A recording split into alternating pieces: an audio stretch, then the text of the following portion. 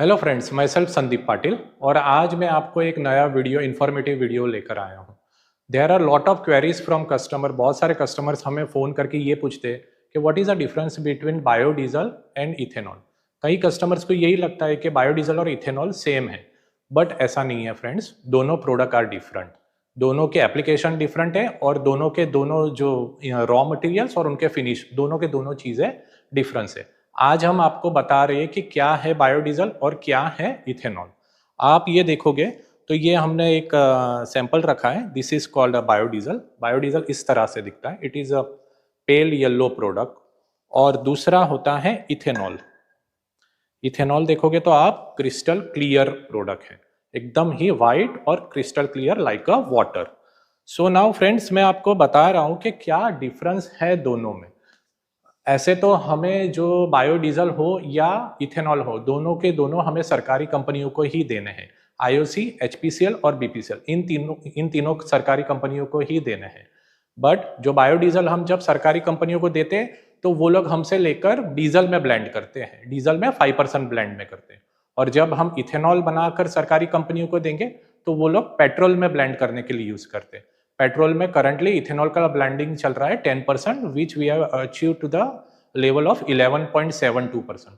सो ethanol में blending ratio में हम अब 11% पे रीच कर गए हैं और डीजल में अभी हम 2.5 टू 2% पर है, जो हमें रीच करना है 5%। नाउ बात करते हैं रॉ मटेरियल्स की। तो दोनों प्रोडक्ट के raw materials are different. Biodiesel के डिफरेंट है और इथेनॉल के डिफरेंट है। दोनों का प्रोसेस भी डिफरेंट है और दोनों के आउटपुट भी डिफरेंट है। Now talking of raw material, तो मैं आज आपको बता रहा हूं कि बायोडीजल के क्या रॉ मटेरियल्स है। You can see it out कि इस तरह से उसके रॉ मटेरियल्स रहते हैं। ये रहता है पाम स्टेरिन। आप देखोगे तो इस तरह से सॉलिड पोर्शंस में आते हैं पाम स्टेरिन, जिसको आप फिर प्रोसेस करके लिक्विड किया जाता है। दूसरा रॉ मटेरियल हो गया फैट ऑयल्स रहते हैं, जिसको एनिमल फैट ऑयल्स भी बोलते हैं। वो भी एक आप रॉ मटेरियल्स के तौर पे यूज कर सकते हो। तीसरा आप use cooking oil, use cooking oil भी ले सकते हो। ये तीनों इसके मेजर रॉ मटेरियल हो गए हैं। और उसी तरह से मैं अगर आपसे बात करूं कि इथेनॉल के क्या रॉ मटेरियल है, तो इथेनॉल के आजकल मेजर रॉ मटेरियल जो चल रहे हैं, वन इज ब्रोकन राइस।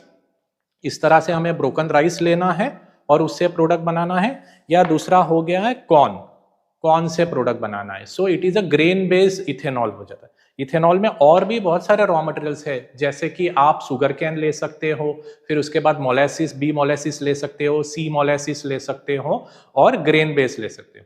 सो आजकल कैसे हो रहा है कि जिन्हों की चीनी कंपनी है, ऑलरेडी शुगर इंडस्ट्री, वो लोग तो मोलेसिस से बना रहे हैं, पर जो नए कस्टमर हैं, नए एंटरप्राइज प्रेनर्स हैं, जिन्हें एंटर होना है इस फील्ड में, तो उनके लिए एक अपॉर्चुनिटी है which is called as a grain based ethanol. So हम आपको ग्रेन बेस्ड इथेनॉल के भी प्लांट प्रोवाइड करते हैं और बायोडीजल के भी प्लांट प्रोवाइड करते हैं। नाउ मैं आपको इसके स्पेसिफिकेशंस के बारे में बताता हूँ, दोनों प्रोडक्ट के, बायोडीजल और बायो इथेनॉल के। Now we are talking of biodiesel. ये जो बायोडीजल है उसके पूरे स्पेसिफिकेशन आर डिफरेंट। इसकी जो डेंसिटी रहती है वो 0.86 से 0.90 के बीच में इसकी डेंसिटी रहती है। प्लस इसका जो फ्लैश पॉइंट रहता है वो मिनिमम 110 डिग्री रहता है, यानी 110 डिग्री के अबाव इसका फ्लैश पॉइंट रखना रहता है। प्लस इसके अंदर वाटर कंटेंट नील रहता है, प्लस इसके अंदर ईस्टर कंटेंट रहता है जो 96.5% प्लस ईस्टर कंटेंट रखना रहता है। प्लस ये जब हम प्रोडक्ट बनाते हैं बायोडीजल, तब हमें दूसरे दो product as a by product निकलते हैं। We can't say it as a by product, but वो एक मेन प्रोडक्ट ही हो गया। एक जो हमें मिलता है फैटी ऑयल और दूसरा जो हमें मिलता है वो ग्लिसरीन मिलता है। इस तरह से हमें एक फैटी ऑयल मिलता है, ये एक फैटी ऑयल रहता है, और दूसरा हमें मिलता है ग्लिसरीन मिलता है। इस तरह से हमें ग्लिसरीन मिलता है। सो ये दोनों एक हमें उस बायोडीजल के प्रोसेस के वक्त एक बाय प्रोडक्ट मिलते हैं। Now talking of the ratio, तो जब हम बायोडीजल बनाते हैं तो 100% लेने पर हमें 90 से 92% बायोडीजल मिलता है और बैलेंस जो रहता है that is called as a glycerol.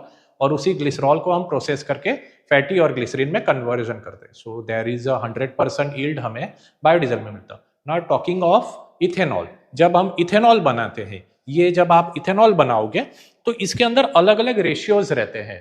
जैसे कि मैं आपको बात करूं कि हम अगर राइस से बनाया, ब्रोकन राइस से बनाया, ये हमने जैसे कि ये ब्रोकन राइस हमने लिया एज अ प्रोसेस के तौर पे, जब हम ब्रोकन राइस लेते हैं तो हमें इसके अंदर से यील्ड मिलता है 40 से 45%। So we got 40 to 45% ethanol और बैलेंस रहता है cattle feed.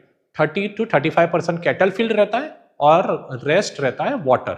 So we are getting a yield of 70 to 75%, जिसमें से 40 to 45% is ethanol, balance is cattle feed और रेस्ट इज वाटर, जो हमारा लॉस रहता है। वैसे ही अगर हमने कॉर्न लिया तो कॉर्न में अलग यील्ड रहता है, इसके अंदर रहता है 35 to 40% का यील्ड रहता है। सो जो भी आप प्रोडक्ट सिलेक्ट करते हैं उसके अकॉर्डिंगली यील्ड रहते हैं। If you have selected molasses तो मोलेसिस में अलग यील्ड रहता है। If you select sugar cane juice तो उसके अंदर अलग यील्ड रहते हैं।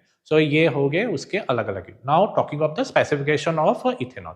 इथेनॉल एक लाइटर प्रोडक्ट रहता है जिसका फ्लैश पॉइंट बिलो 20 है। इफ और उसकी डेंसिटी आती है 0.79, उसकी डेंसिटी 0.79, उसका फ्लैश पॉइंट बिलो 20 रहता है and it is a very very lighter product. और बायोडीजल की फ्लैश पॉइंट रहती है above 110, so it is a heavier product. अब मैं बात करता हूँ विस्कोसिटी की, तो इथेनॉल की विस्कोसिटी आती है 1 से 1.5 CST की, और बायोडीजल की विस्कोसिटी की मैं बात करूँ तो वो आती है 3.5 to 5 CST। सो दोनों के स्पेसिफिकेशन में बहुत बड़ा अंतर है और दोनों के प्रोसेस में बहुत बड़ा अंतर है, दोनों के प्लांट में भी बहुत बड़ा अंतर है और दोनों के आउटपुट में भी बहुत बड़ा अंतर है। सो फ्रेंड्स, कभी भी आप कंफ्यूज ना हो कि दोनों प्रोडक्ट सेम है, both are the different product. So friends, आप हमें कांटेक्ट कीजिए if you are interested in this business. तो हम आपको बायोडीजल की भी रिफाइनरी सेटअप करके दे सकते हैं और हम आपको इथेनॉल की भी रिफाइनरी सेटअप करके दे सकते हैं। So contact us. Thank you very much.